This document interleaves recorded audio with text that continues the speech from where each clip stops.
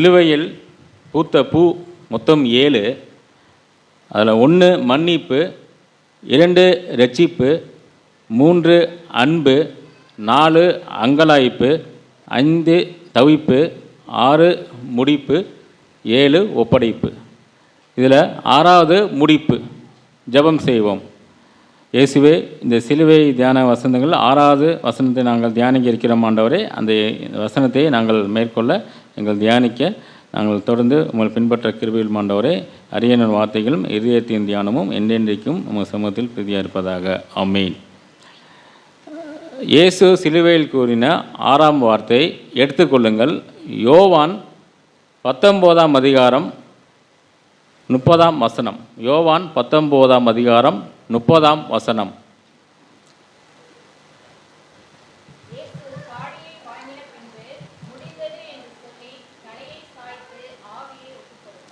இயேசு காடியை வாங்கின பின்பு முடிந்தது என்று சொல்லி தலையை சாய்த்து ஆவியை ஒப்பு கொடுத்தார்.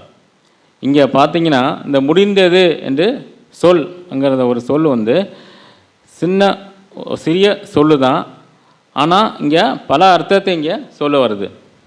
அது முடிந்தது இந்த சொல் ஒரு வார்த்தை, ஒரு வெற்றியின் வார்த்தை, ஒரு ஜெய கம்பீரமான வார்த்தை, ஒரு நிறைவான வார்த்தை, மகிழ்ச்சியின் வார்த்தை, திருப்தியின் வார்த்தை, ஆணித்தரமான ஒரு வார்த்தை, ஆழமான ஊழியத்தின் வார்த்தை, தியாகத்தின் வார்த்தை.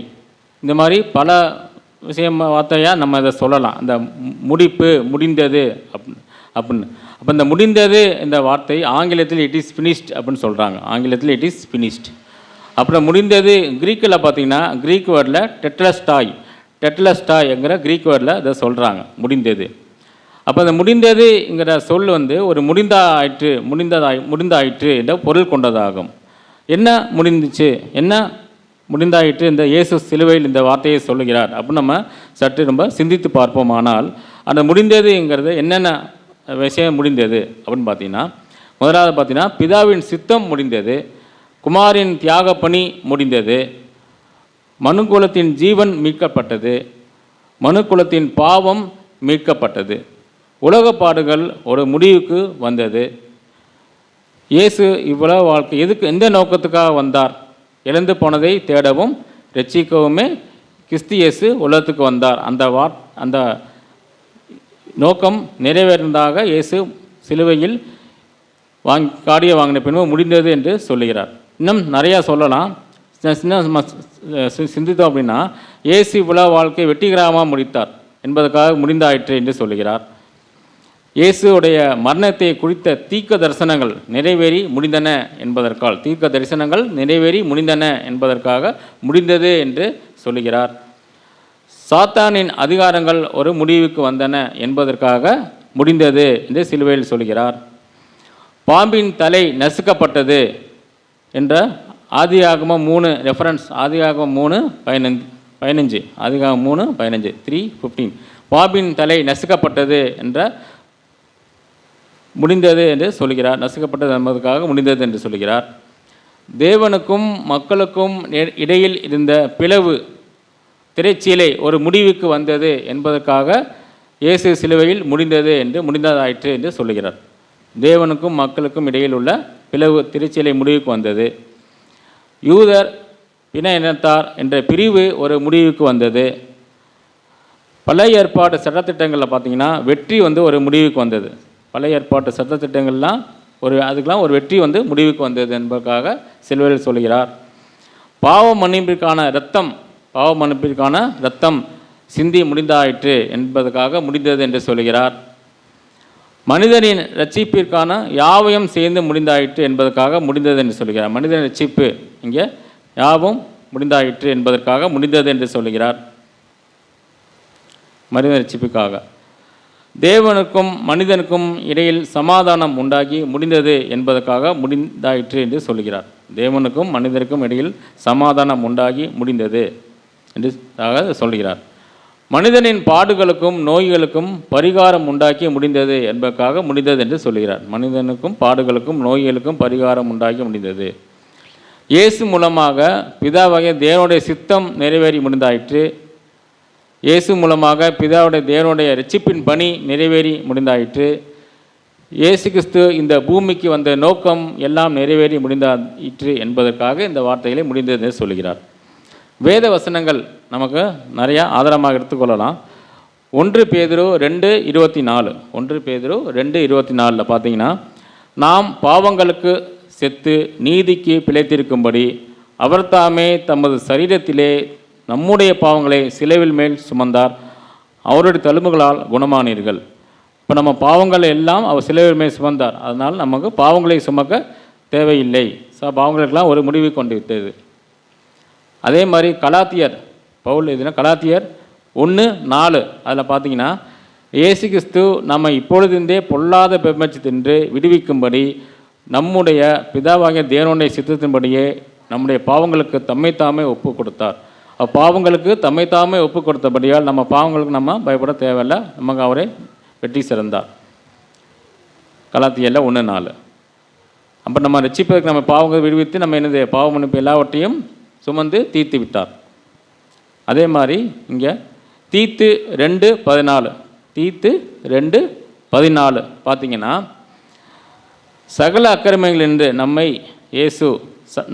சகல அக்கிரமங்களிலிருந்து மீட்டு கொண்டு தமக்குரிய சொந்த ஜனங்களாகவும் நற்கிரைகளை செய்ய பக்தி வைராக்கியம் உள்ளவர்களாகவும் நம்மை சுத்திகரிக்கும்படி நமக்காக தம்மைத்தாமே ஒப்பு கொடுத்தார். நம் நற்கிரியை செய்யக்காகவும் பக்தி வைராக்கியங்களாகவும் நம்மை சுத்திகரிக்கும்படி நமக்காக தம்மைத்தாமே ஒப்பு கொடுத்தார்.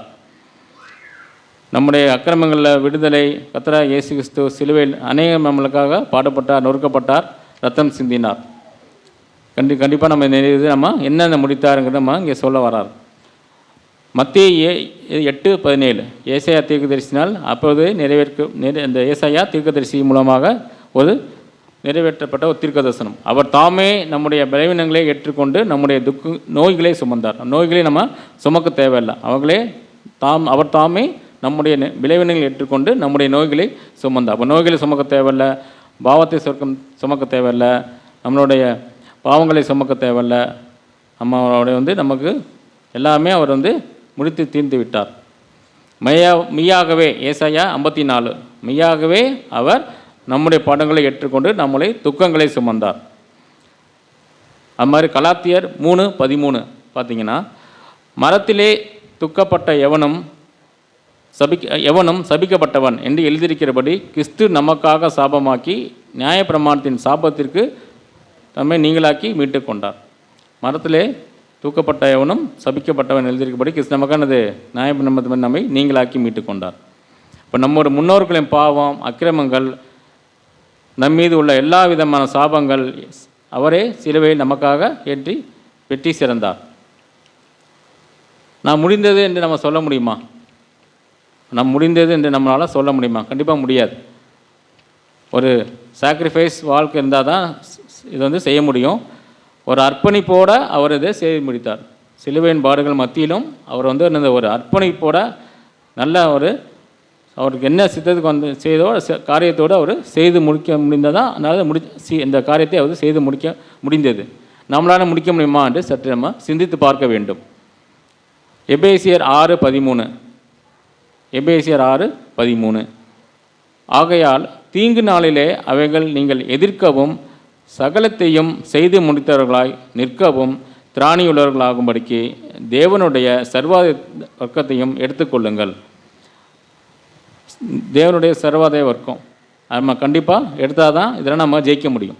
என்னென்ன வர்க்கம்? ரட்சிப்பு, நீதி, விசுவாசம், சுவிசேஷ ஆயத்தம். இதெல்லாம் இருந்தால் தான் நம்ம நல்ல போராட்டத்தை ஓட்டத்தை முடித்தேன், விசுவாசத்தை காத்துக்கொண்டேன், இது முதல் நீதியின் கீடம் எனக்காக வைக்கப்பட்டிருக்கிறது அப்படின்னு 2 தீமோத்தேயு 4:7-8 சொல்கிறாங்க. அப்போ இந்த மாதிரி நம்ம இந்த ரட்சிப்பு, நீதி, விசுவாசம், சுவிசேஷ ஆயத்தம் இருந்தால் தான் நம்ம ஒரு வெற்றி சேர்க்க முடியும், நல்ல போராட்டத்தை நம்ம போராட முடியும். அப்படி இல்லைன்னா இந்த போராட்டம் நம்ம போராட முடியாது, நம்ம இந்த ஓட்டத்தை முடிக்க முடியாது. இதனால் நம்ம கண்டிப்பாக கை கொள்ள வேண்டும். நல்ல ஒரு தாய் தகப்பனாக, நல்ல ஒரு மகன் மகளாக, மனைவி கணவனாக, பணியாளராக, கிறிஸ்தவர்களாக, ஒரு நல்ல குடிமகளாக நம்ம இந்த காரியத்தை கண்டிப்பாக செய்து முடித்தோமானால் அவருடைய ரட்சிப்புக்காக நியாய தீர்ப்புக்காக கண்டிப்பாக நமக்கு ஒரு இடம் உண்டு. இன்னும் பார்த்தீங்கன்னா இதில் அந்த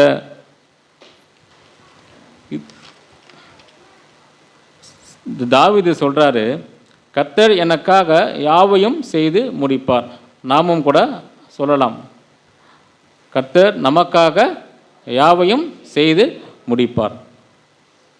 நாம் பிரியமாக அவருடைய சித்தத்தை ஏற்றவெளியில் செய்து முடிப்போம். சிலுவை பாடுகளை தியானித்து நம்முடைய பாவங்களை அறிக்கையிட்டு முழு மனதோடு திரும்புவோம். சிலுவை வீணாய் போகாதபடிக்கு இரட்சிப்பின் கிரியையை அனுதினமும் உணர்ந்து செயல்படுவோம். சாத்தான் கிரியைக்கு எதிர்த்து நிற்போம். யாவற்றையும் செய்து முடித்தவர்களாய் அவர் வருகையில் நாம் நிற்போம். ஜெபம் செய்வோம். நேசிக்கும் நல்ல தகப்பனே, இந்த முடிந்தாயிற்று என்ற நீங்களுக்கு இந்த வசனத்தை எங்களுக்கு கை கொண்ட கிருபைக்காகவும் நாங்கள் தியானித்து அந்த வசனத்தை நாங்கள் ஏற்றுக்கொண்ட கிருபைக்காகவும் நன்றி செலுத்துகிறோம். தொடர்ந்து நாங்கள் சாட்சியாக வாழவும் சாட்சியாக ஜீவிக்கவும் வருகையில் நாங்கள் ஆயத்தப்படவும் கிருபையும் சாமி என் ஜீனுள்ள நல்ல தகப்பனே. ஆமேன்.